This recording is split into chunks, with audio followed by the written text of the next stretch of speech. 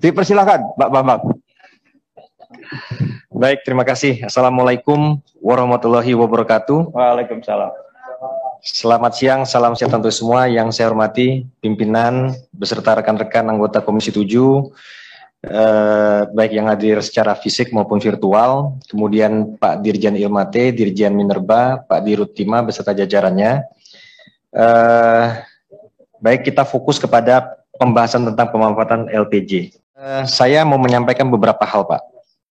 Yang pertama, persoalan pengamatan saya tentang bagaimana hambatan di dalam pemanfaatan logam tanah jarang itu sendiri. Yang saya sampaikan ini bukan hal yang baru, karena pada beberapa kesempatan saya juga menyampaikan hal yang sama. Hambatan yang pertama adalah persoalan regulasi. Nah, dulu ketika saya menyampaikan persoalan regulasi, waktu itu belum jelas persoalan bagaimana pemanfaatan monasit. Memang di antara beberapa mineral-mineral ikutan yang ketika didapat menambang timah, itu salah satu yang complicated itu adalah monasit. Monasit senotim ini golongannya golongan fosfat. Nah, cuman memang di dalam monasit ini kekhususannya adalah sekitar kurang lebih 0,3% itu dia mengandung thorium di dalam itu. Menarik, saya pernah berdiskusi panjang lebar juga dengan Pak Dirjen Minerba waktu lagi di bubble waktu itu. Kemudian saya mendapati di sini ternyata dikatakan saat ini berdasarkan PP nomor 96 tahun 2021, karena saya baru tahu ya, monasit bisa dianggap sebagai mineral logam, karena waktu itu reasoning yang pernah saya baca adalah karena dia bukan mineral pembawa langsung radioaktif, karena dia thorium itu merupakan bagian daripada dia yang melekat. Ini menarik, Pak. Di satu sisi kita bisa keluar dari jebakan pemanfaatan, karena dulu itu kan Batan ngotot, kemudian Kemenhan juga ngotot karena ini barang radioaktif. Ini bukan lagi golongan radioaktif, lalu bisa dikelola dengan baik. Di satu sisi, bagaimana regulasi untuk mengatur yang thoriumnya ini tidak pernah kita sentuh. Ini barang loss yang sangat besar, Pak. Karena kenapa? Investasi yang masuk ke sini adalah untuk mengambil fosfatnya, bukan mengambil thoriumnya yang value-nya tinggi. Memang diturunkan lagi ada kandungan-kandungan logam tanah jarang. Inilah istimewa dari monasit ini. Radioaktif dia mengandung, logam tanah jarang dia mengandung, unsur mineral lain yang lain seperti fosfat dia mengandung juga. Ini luar biasa monasit ini. Nah, ini persoalan yang satu ini tolong diperhatikan. Karena jangan sampai secara gegabah ini Bapak mengeluarkan misalkan IUP untuk penambangan dan pengelolaan monasit, Pak. Sebelum ini clear mengenai masalah radioaktifnya, jangan sekali-kali diberikan. Karena hambatan dari Pak Dirjen nanti adalah, Pak, yang ingin saya sampaikan pada forum ini secara terbuka, yang saya katakan adalah sarang penyambung itu adalah Kementerian Perdagangan. Itu sarang penyambung. Enggak, ini mitra kita. Nggak apa-apa kalau ada wartawan ingin meliput itu pun sampaikan aja. Bapak Patijaya mengatakan bahwa Kementerian Perdagangan adalah sarang penyambung. Saya bisa buktikan tentang bagaimana mereka memporak-porandakan tentang pemanfaatan mineral ini.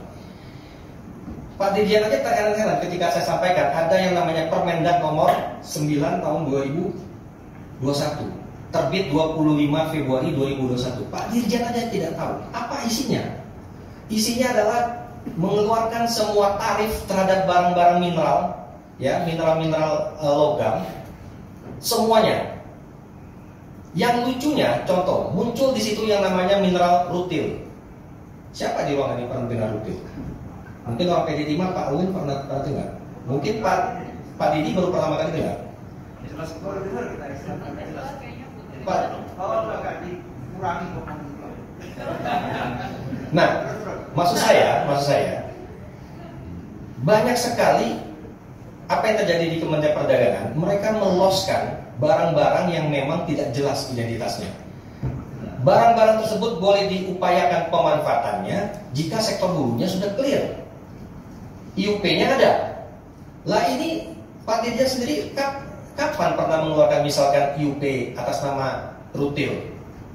Elmenit itu di Indonesia ini yang pegang IUP Elmenit aja 2 atau 3 perusahaan saja, Pak. Lokasinya di Bangka, satunya lagi di Kalimantan Tengah. Tahu saya perusahaannya. Bisa muncul Kenapa ceritanya? Artinya apa? Sewaktu-waktu jika barang-barang tersebut sudah sampai di pelabuhan, boleh keluar. Mereka tinggal bayar pajak resmi kok. Yang asal usulnya tidak pernah kita tahu, simsalabim. Nah ini yang saya maksudkan tadi, persoalan regulasi ini harus kita jelaskan. Jadi ego sektoral ini hati-hati. Saya melihat ada pihak-pihak tertentu yang mensponsori permen-permen yang ada di Kementerian Perdagangan. Saya tuduhan serius nih. Saya bisa buktikan itu. Panggil klarifikasi, dari mana Anda keluar mineral-mineral seperti ini? Saya ada kok. Permen nomor 9 tahun 2021. Ini nggak benar. Nah itu yang saya sampaikan persoalan regulasi. Kita clearkan dulu. Kalau tidak seperti ini, maka apa yang dilakukan oleh Dirjen Minerba dan kemudian juga Dirjen Ilmate akan sia-sia. Karena kenapa? Barang-barang seperti ini loss pada akhirnya. Paling gampang itu dan paling cuan itu dagang. Nggak usah pusing, tidak perlu diolah. Biarkan pemanfaatan itu pihak luar saja. Ini hati-hati, ini yang saya sampaikan. Persoalan regulasi. Jadi mineral seperti monasit, ya, kemudian mineral yang lain yang mungkin kandungan logam tanah jarangnya tidak terlalu banyak seperti ilmenit, itu kan titanium itu. Titanium itu Ti02 itu titanium dan rutil. Dua ini kan harus jelas pemanfaatannya seperti apa. Regulasinya kita belum ada, Pak. Seperti itu. Nah, kemudian yang kedua, persoalan data cadangan. Tadi Pak Dirjen menyampaikan data monasit sampai sekian ratus ribu ton. Kemudian Senotim juga demikian. Kemudian versi PD Timah dengan cara hipotetisnya juga sama, kurang lebih 25.000 ton untuk monasit. Yang saya sampaikan Pak, semua data-data Bapak itu adalah data-data hipotetis. Tadi Bapak menyebutkan kekosongan dan sebagainya, saya meragukan ada jumlahnya seperti itu. Saya orang Bangka Belitung dan saya paham betul tidak ada orang menambang yang namanya menambang monasit, tidak ada orang menambang ilmenit. Yang ada orang menambang timah, titik. Ketika menambang timah, mereka mendapat mineral ikutan lainnya. Tadi kurang lebih secara garis besar disampaikan Pak Dirut, Pak Didi, kurang lebih 0,9%. Artinya tidak sampai 1% Pak. Di dalam 1 ton. Kurang lebih begitu Pak ya, kurang lebih. Nah, yang ingin saya sampaikan adalah Pak Dirjen, dan kebetulan ada Pak Dirjen Ilmate. Ini benar Pak. Faktanya kalau Bapak ingin dapat mineral-mineral itu, dapatnya hanya dari 2 Pak yang secara ekonomis. Kalau Bapak menambang itu nggak mungkin. Bahkan itu hanya lip service administrasi saja biar barang itu jadi legal. Tetapi untuk mendapatkannya Pak, hanya 2 cara Pak secara ekonomis itu. Pertama, Bapak mendapatkan itu dari meja goyang masyarakat itu yang mengelola itu, meja goyang itu. Saya harus jelaskan itu meja goyang. Apa itu? Mejanya bergoyang. Goyang mejanya ya. Mejanya bergoyang. Dalam prosesing itu lalu akan didapat mineral-mineral. Akan dapat yang namanya timah low grade dapat. Akan dapat apa lagi? Dapat zircon dia dapat, monasit dia dapat, ilmenit dia dapat, rutil dia dapat. Nah, senotim ini nggak terlalu banyak, tapi memang tergantung daerahnya daerah mana. Senotim ini kan keunggulannya karena dia memang mengandung logam tanah jarang, pasti itu. Nah, cara mendapatkannya ini dari prosesing yang dilakukan oleh masyarakat. Mereka membeli limbah-limbah timah itu, hasil pencucian itu, mereka processing, mereka pilah-pilah, pisah-pisah. Dari situ semuanya dapat. Ya, ketika pemprosesan itu ilmenit dapat, zircon dia dapat, monasit dia dapat, timah dia dapat, kuarsa pun dia dapat, semuanya dia dapat. Itu betul-betul Pak, semua yang masuk itu jadi barang semua, karena itu pemisahan semua. Nah, ini kan perlu ada satu pembinaan juga. Apa sih nama judul izin mereka dan bagaimana biar mereka bisa legal sehingga bisa dimanfaatin. Regulasi Pak kembali Pak. Ya. Kemudian yang kedua, yang sudah pasti itu adalah dari selektima, peleburan. Ketika peleburan itu di dalam situ, jadi Bapak tidak perlu pusing-pusing nambang. Sebenarnya ketika menambang timah sudah dapat itu barang, tinggal diprosesing. Nah ini yang maksud saya, pihak regulator harus paham situasi di bawah. Jadi kalau Bapak tanya sama saya dari mana mendapatkannya, bukan jadi menambang Pak. Kalau Bapak menambang, kalau ada orang investasi menambang monasit, kalau ada orang investasi menambang senotim, bodoh. Karena tidak efisien, barangnya tersebar di mana-mana. Boleh dikatakan 25.000 misalkan oleh Dirut Timah, tapi sebangga Belitung Pak. Bukan ngumpul pada satu tempat. Misalkan kata Batan Tempori pernah melakukan perhitungan terhadap cadangan thorium. Saya kritisi, Bapak kapan ngebornya? Bapak eksplorasi metode apa yang Bapak gunakan? Hipotetis juga, pakai kira-kira.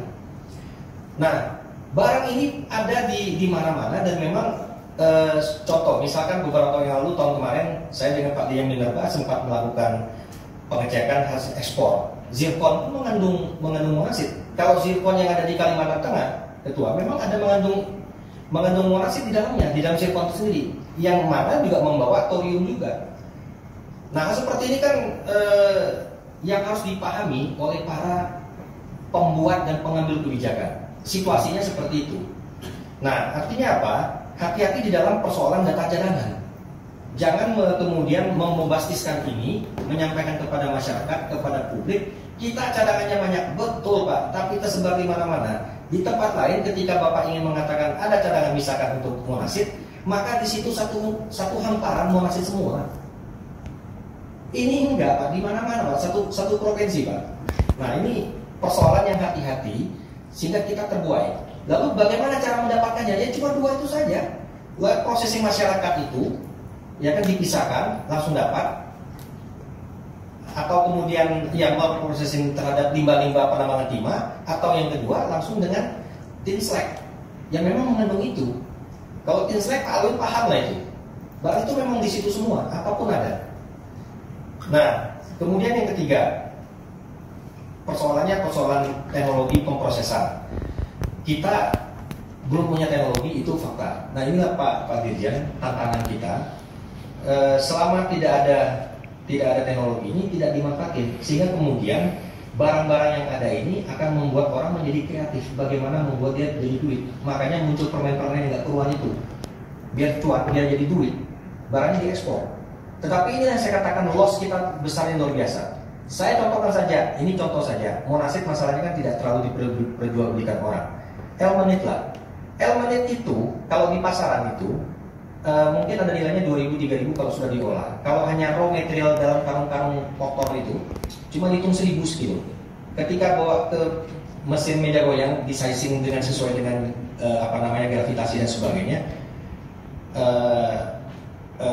dapatlah dia barang. Nah, jadi persoalan teknologi ini penting. Kalau tidak, ya kita tidak akan bisa memanfaatkan itu. Ya, hanya cara paling cepat ya dagang saja. Itu persoalan teknologi. Dan yang keempat, persoalan investasinya. Ini berkaitan dengan apa sih benefit dan insentif yang bisa diberikan pemerintah sehingga bisa menyebabkan orang ingin berinvestasi. Banyak investor-investor dari luar yang punya teknologi itu menjadi ragu-ragu. Pertama, ketika datang berinvestasi di sini, persoalan kepastian hukum, persoalan kemudahan berinvestasi, persoalan kemudahan dan kepastian mendapatkan pasokan barang, ini menjadi penting. Karena jangan sampai ketika orang investasi, Bapak mengatakan banyak datanya, barangnya sekian ratus ribu ton, tapi ternyata tahun kedua sudah habis itu barang. Karena kenapa? Menunggu lagi orang melakukan pengumpulan secara tradisional itu. Ini Pak, problem kita di lapangan. Yang ingin saya sampaikan adalah kita hindarilah ke depan, jangan sampai lagi ada produk-produk sesat seperti permen yang tidak keluar dari Permendag ini. Ini kritik saya kepada Kementerian Perdagangan, dan saya berharap Kementerian Perindustrian jangan ikut-ikutan, karena sudah pening itu di Minerba kita. Baik, demikian ya Pak Ketua, Suara Semak Padang Ilalang, omongan saya tak perlu panjang, saya kiri sekian. Ya, meskipun omongannya saya panjang juga sih.